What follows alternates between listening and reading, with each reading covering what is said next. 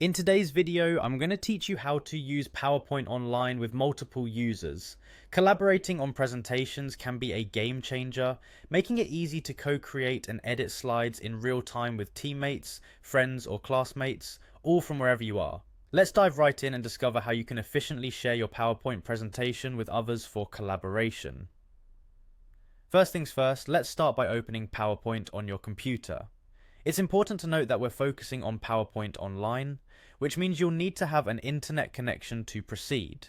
If you haven't already, make sure you're logged into your Microsoft account, as this will be necessary for accessing and sharing your presentation online. Next, navigate to the PowerPoint presentation you want to make collaborative. If it's a new project, you can start from scratch or select an existing file to share. Once your presentation is open, the way you interact with it might feel similar to the desktop version, but there are specific tools here to facilitate collaboration. Now take a look at the top right corner of your screen. You should see a button labeled Share. Click on this. It's your gateway to inviting others into your creative process. After clicking, you'll need to click on Share again when prompted. This takes you to the sharing options that will allow you to send out invitations for others to join you in editing the presentation. You'll notice a pencil icon, which is key to changing the access settings. By default, the permission might be to just view, but if you're looking for collaborative contributions, you'll want to change this setting. Click on the pencil icon and select Can Edit. This change ensures that the people you invite will not only see the presentation but also make changes alongside you. It's a handy way to get input and work together more effectively.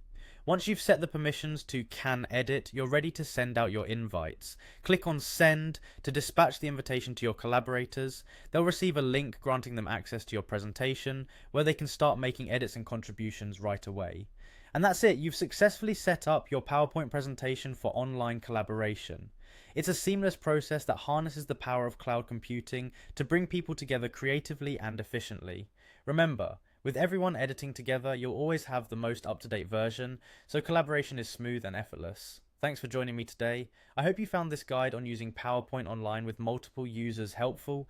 Be sure to like, subscribe, and turn on notifications so you never miss our tips on mastering technology and productivity. Until next time, happy presenting.